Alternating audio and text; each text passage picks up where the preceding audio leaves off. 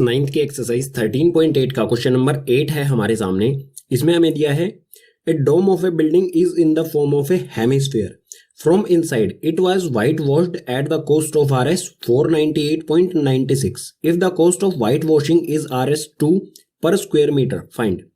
एक डोम है, डोम यानी कि गुंबज है एक बिल्डिंग का जो हेमिस्फीयर की फॉर्म में है। उसको अंदर से व्हाइट वॉश किया गया था जिसका कॉस्ट यानी कि टोटल जो खर्चा आया था वो था 498.96 रुपीज।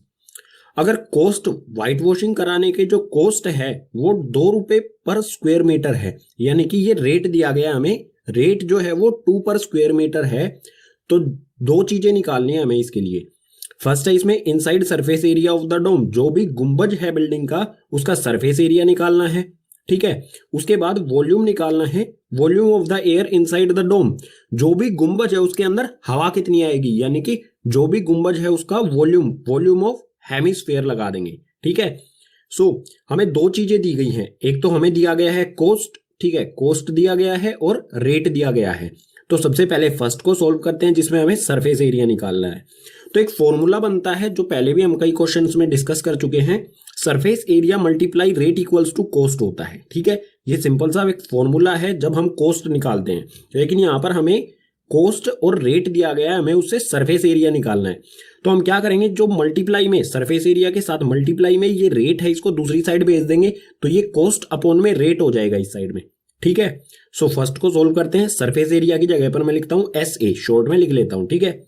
SA यानी कि surface area, surface area equals to में cost, cost as it is रहेगा। सो कोस्ट की वैल्यू पुट कर देते हैं जो हमारा टोटल खर्चा आया है, यानी कि 498.96। सो ये हो गया 498.96 और अपॉन में जो रेट SA यानी कि सरफेस एरिया के साथ मल्टीप्लाई में था इसको दूसरी साइड भेजेंगे तो डिवाइड में, ठीक है। सो रेट जो है वो हुआ क्या है 2 रुपए, 2.00 यानी कि 2 ही हो जाएगा। सो अपॉन में रेट यानी कि 2, कैंसिल करते हैं इसे, 2 से कैंसिल करेंगे तो 2 2 जा 4, फिर से 2 4 जा 8, 1 बचेगा यहाँ पर। अगर हम 9 को कैंसिल करेंगे तो 1 बचेगा, 8 18 हो जाएगा। सो 2 9 जा 18, पॉइंट की जगह पर पॉइंट आ जाएगा, उसके बाद पॉइंट के बाद की वैल्यू लेंगे तो 2 4 जा 8, फिर से 1 बचा यहाँ पर और 6, 1 और 6 हो गया 16। सो 2 8 जा 16। जो हमारा SA यानी कि सरफेस एरिया आया वो आ गया 249.48। जो भी आया वो किस में होगा, मीटर स्क्वायर में, क्योंकि हमें यूनिट क्या दी गई है, यूनिट यहाँ पर स्क्वायर मीटर का खर्चा आया है। तो जो भी हमारा सरफेस एरिया होगा वो भी किस में होगा, मीटर स्क्वायर में। एरिया हमेशा स्क्वायर में होता है। सो ये हो गया हमारा फर्स्ट का आंसर। सो फर्स्ट करने के बाद अब देखते हैं सेकंड। सेकंड में हमें निकालना है volume of the air inside the dome, जो भी गुंबज है उसके अंदर कितनी हवा आएगी, ठीक है, यानी कि वॉल्यूम। सो वॉल्यूम का फॉर्मूला होता है, ये गुंबज किस टाइप का है, हेमिस्फेयर टाइप का। सो हम लगाएंगे इस पे वॉल्यूम ऑफ हेमिस्फेयर, और वॉल्यूम ऑफ हेमिस्फेयर का फॉर्मूला होता है 2/3 पाई r क्यूब। लेकिन हमें r की वैल्यू तो पता ही नहीं है, सो हम सबसे पहले r की वैल्यू निकालेंगे। r की वैल्यू निकालने के लिए हमारे पास है सरफेस एरिया जो हम फर्स्ट में निकाल चुके हैं 249.48। इससे r की वैल्यू निकालते हैं, उसके बाद निकालेंगे जो भी वॉल्यूम होगा इस डोम का। सो यहां से सेकंड शुरू हो रहा है।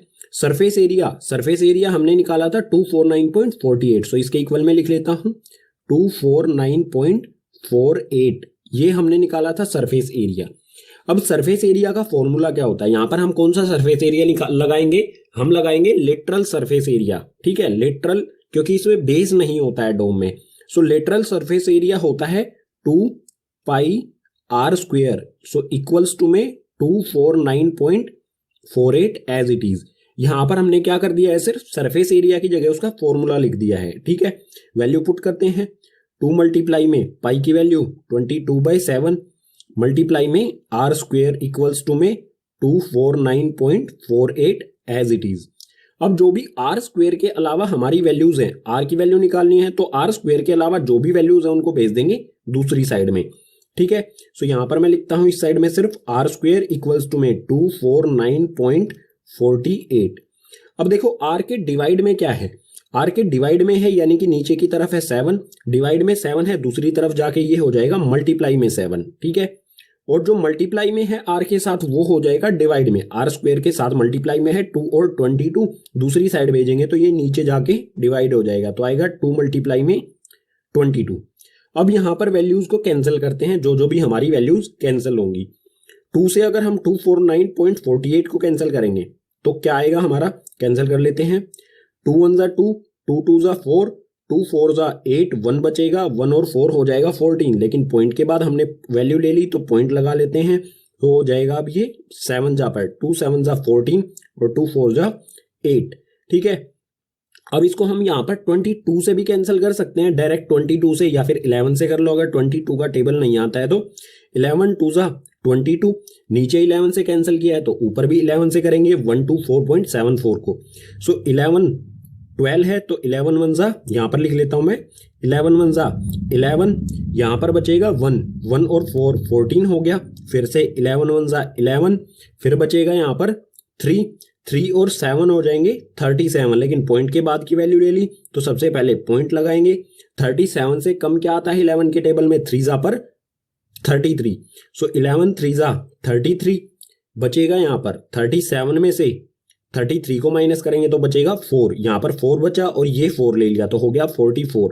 सो 11 4 ज़ा 44, 11 से कैंसिल करने पर आया ये हमारा 11.34, लेकिन नीचे अभी भी 2 है तो 2 से भी कैंसिल कर लेते हैं एक बार इसको। सो 2 से कैंसिल करेंगे तो 2 5 ज़ा, इसके सामने लिख देता हूँ यहाँ पर जो भी कैंसिल करने के बाद आएगा, 2 5 ज़ा 10, 11 से कम 10 ही आता है, 1 बचेगा, 1 के साथ हम 3 लगाएंगे, पॉइंट के बाद की वैल्यू लगा ली तो यहाँ पे पॉइंट लगाएंगे सबसे पहले। उसके बाद 2 6 ज़ा हो जाएगा 12, 1 बचेगा, 1 के साथ 4 लगाएंगे तो हो जाएगा 14, 2 7 ज़ा 14। ये कंप्लीट कैंसिल हो गया हमारा, 2 और 22 से कैंसिल होने के बाद आया 5.67 और मल्टीप्लाई में बचा 7।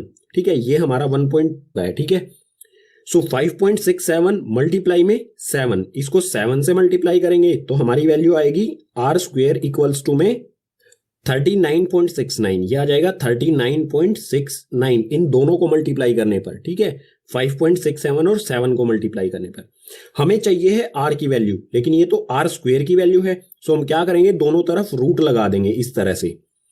यहां से एक तरफ से तो आर बाहर निकल के आएगा, यहां पर लेके जा रहा हूं इस क्वेश्चन को, यहां पर देखो आर स्क्वेयर में से बाहर निकल के आएगा आर इक्वल्स टू में, और जो हमारा इस साइड में है 39.69 long division method, I hope आप सबको आता होगा, अगर नहीं आता है तो आप कमेंट करके बताइए, मैं उस पर एक स्पेशल वीडियो बना दूंगा। ठीक है, सो लॉन्ग डिवीजन मेथड से जब हम इसे बाहर निकालेंगे तो इसमें से बाहर निकल के आएगा 6.3, सो यहां पर आर की वैल्यू आ जाएगी हमारी 6.3, यानी कि 6.3 को 6.3 से मल्टीप्लाई करेंगे तो आएगा 39.69।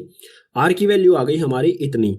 अब हम वॉल्यूम जो भी है हमारा उस फॉर्मूले में आर की वैल्यू पुट करके जो भी ये डोम है इसका वॉल्यूम निकालेंगे। सो यहां पर कर लेता हूं इसको मैं, इसी क्वेश्चन को, volume of hemisphere equals to 2/3 pi r cube, value put करते हैं 2/3 एज इट इज, पाई की वैल्यू 22/7, मल्टीप्लाई में आर की क्यूब, आर क्या है हमारा 6.3 और क्यूब करना है तो इसी को 3 बार लिख देंगे, सो ये हो जाएगा 6.3 मल्टीप्लाई 6.3 मल्टीप्लाई 6.3।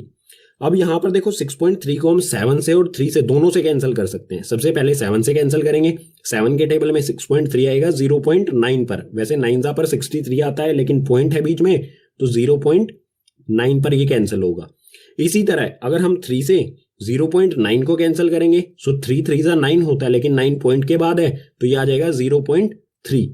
जो भी वैल्यूज बची हमारी, 2 को 22 से मल्टीप्लाई कर लेते हैं, नीचे तो कोई वैल्यू बची नहीं तो ऊपर वाली सभी वैल्यूज को मल्टीप्लाई करते हैं। 2 को 22 से मल्टीप्लाई करेंगे 44, उसके बाद ये 0.3 भी बचता है, 0.3 6.3 और 6.3 को मल्टीप्लाई करेंगे तो ये आ जाएगा 11.907, सो मल्टीप्लाई में 11.907। अब यहां पर इन दोनों को मल्टीप्लाई करेंगे, जो भी हमारा आंसर आएगा वो किस में आएगा, मीटर क्यूब में, क्योंकि वॉल्यूम क्या है 3 डायमेंशनल होता है इसलिए मीटर क्यूब में। सो 44 और 11.907 को मल्टीप्लाई करूंगा तो ये आ जाएगा 523.908 मीटर क्यूब, ये हो जाएगा वॉल्यूम ऑफ द डोम। ठीक है, ये हो जाएगा डोम का वॉल्यूम। डोम का मतलब होता है गुंबज, जैसा आपने ताजमहल के ऊपर डोम